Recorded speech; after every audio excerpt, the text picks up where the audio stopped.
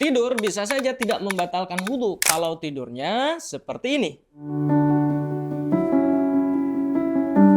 Teman-teman semuanya, kembali lagi bersama saya Opa Mustafa. Sekarang kita akan membahas tentang pembatalan wudhu yang kedua. Di konten sebelumnya kita sudah bahas pembatalan wudhu yang pertama, ya. Nah, teman-teman semuanya bisa pahami dan juga bisa lihat videonya atau kontennya di video sebelumnya. Setelah nonton video sebelumnya, kita tonton sekarang video yang sekarang, yaitu sambungan dari video sebelumnya, yaitu tentang pembatalan wudhu ada 4. Yang kedua sekarang kita akan bahas. Oke? Mari kita belajar sama-sama agar benar caranya berkah ibadah. Seperti biasa, sebelum kita jelaskan, yang belum subscribe dulu, loncengnya juga dinyalakan dan juga like, share videonya. Insya Allah bermanfaat. Sahabat pikir rahimakumullah, kita akan bahas yang kedua, hal-hal yang membatalkan wudhu adalah hilangnya akal. Hilangnya akal ini banyak sekali sesuatu yang perlu kita jelaskan. Oke, yang pertama, membatalkan wudhu adalah hilang sifat tamyiz yang muncul dari akal disebabkan tidur, tetapi selain tidurnya para nabi. Ketika ketamyizan atau akal seseorang hilang, baik karena tidur ataupun lain daripada tidur, maka bisa membatalkan wudhu selain daripada nabi. Karena nabi itu tidurnya tidak sampai hilang akal. Tidur nabi itu hanya merem, hatinya tetap berzikir kepada Allah. Maka tidur seperti itu tidak membatalkan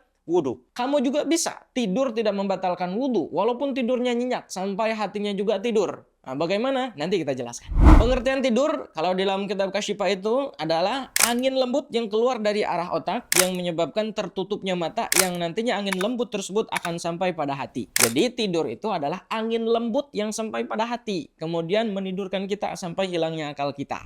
Kemudian dalil tentang batalnya wudhu sebab tidur adalah sabda Rasulullah SAW yang artinya kedua mata adalah pangkal kelalaian. Kemudian ketika kedua mata tidur, maka pengikat tersebut terlepas sehingga barang siapa tidur maka wajib atasnya berwudhu. Ya, jadi terlepas atas pengikat kedua mata kita, dan juga ketika tidur itu biasanya ada angin yang keluar di dubur kita. Nah, itu yang menyebabkan wudhu kita batal. Hal ini juga sama seperti konten sebelumnya yang menjelaskan tentang pembatalan wudhu yang pertama. Oke, selanjutnya dalam kitab Kasyifah itu saja juga wudhu bisa batal karena hilangnya sifat tamyiz, ya, atau hilangnya akal yang disebabkan selain daripada tidur. Contohnya gila. Orang gila yang tadinya misalnya waras, kemudian dia jadi gila, baik gilanya karena penyakit, atau gila disengaja, atau gilanya oleh orang lain, atau gilanya karena ada sesuatu yang lain, maka ketika gilanya itu yang tadinya waras, punya wudhu, kemudian gila disebabkan dengan hal apapun itu, maka wudhunya batal. Nah, gila itu adalah hilangnya akal kita atau hilangnya pikiran dan hati kita, kemudian gerakan masih ada. Jadi orang gila itu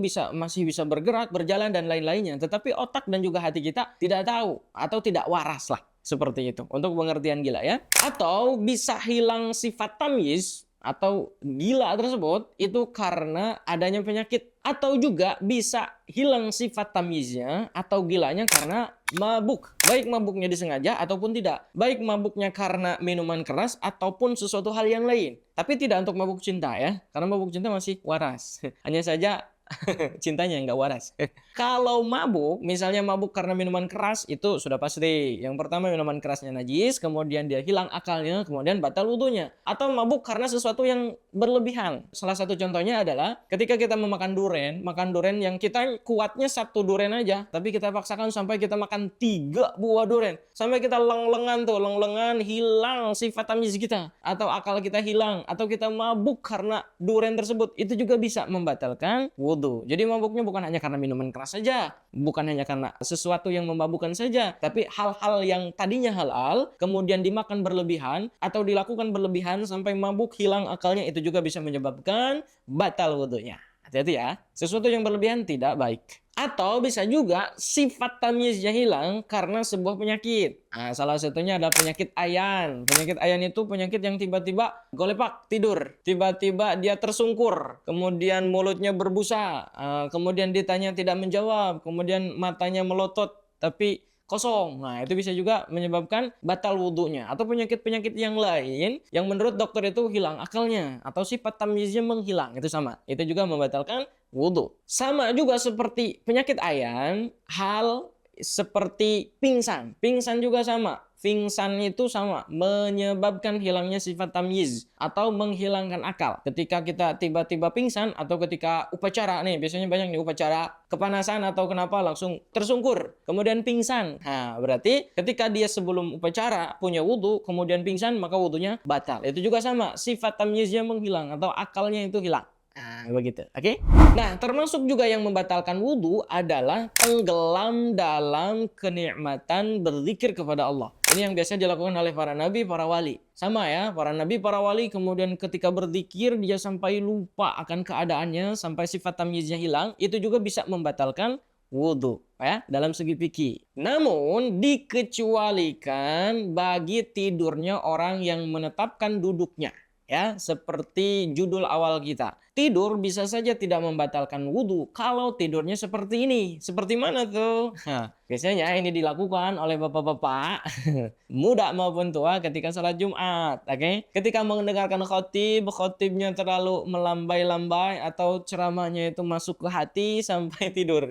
Kalau masuk ke hati biasanya khusyuk, ini malah tidur ya. Dan lama khutbahnya, kemudian tertidur karena malamnya tidak tidur ketika khotib sedang berkhutbah. Asalkan kamu menetapkan tempat duduk kamu di sana dan tidak beralih-alih. Dan juga duduknya duduk sila. Tapi tidak duduknya yang seperti memeluk kedua dengkul kita. Kalau kalian sholat Jumat kemudian tertidur dengan cara duduknya itu memeluk kedua lutut kalian, maka tidurnya mau sebentar, mau lama, itu membatalkan wudhu. Karena dia tidak menetapkan tempat duduknya sesuai dengan aturannya. Aturannya adalah duduknya duduk sila. Kemudian lubang duburnya kita himpit oleh kedua bokong kita. Dagingnya tuh, daging bokongnya kita himpit lubang duburnya supaya tidak ada angin yang keluar. Kemudian duduknya duduk sila. Nah, ketika duduk seperti itu, tidak berubah, tidak berpindah-pindah tempatnya, kemudian tertidur, tidurnya lama maupun sebentar, maka itu tidak membatalkan wudhu. Jadi kalau kamu tertidur tapi duduknya sila, kemudian menetapkan duburnya sehingga menghalangi keluarnya angin dari dubur tersebut, dan ketika bangun tidak usah wudhu lagi, karena tertidur dengan posisi duduk menetapkan ke bumi tersebut tidak membatalkan wudhu. Tapi hati-hati juga, jangan sampai walaupun katanya tidak batal, setiap kali sholat Jumat mendengarkan khotib kita tertidur, walaupun tertidur dengan duduk seperti itu. Tapi kan kita tidak tahu ketika tidur itu berpindah atau tidak. Makanya yang lebih aman ketika berkhutbah, berkhotib, walaupun ada pasal tentang tidur duduk tidak membatalkan wudhu, yang lebih amannya adalah duduk mendengarkan khotib dan tidak hilang akalnya, supaya wudhunya terjaga. Setelah itu melaksanakan sholat Jumat sah dan juga aman. Itu lebih berhati-hati. Ini mah bagi mereka yang tidak sengaja atau ketiduran, mau wudhu lagi jauh. Kalau memang sudah yakin menetapkan duduknya seperti itu, maka tidak membatalkan wudhu. Seperti itu. Ada yang mau ditambahkan? Tambahkan di kolom komentar. Ada yang masih bingung juga? Tulis di kolom komentar. Itu dia hal yang membatalkan wudhu yang kedua. Nanti kita di konten selanjutnya kita akan bahas hal yang membatalkan wudhu yang ketiga. Apa itu? Nanti kita bahas ya. Oleh sebab itu untuk penjelasan yang kedua kita cukupkan ya. Semoga bermanfaat. Mari kita belajar bersama agar benar caranya berkah ibadahnya. Terima kasih.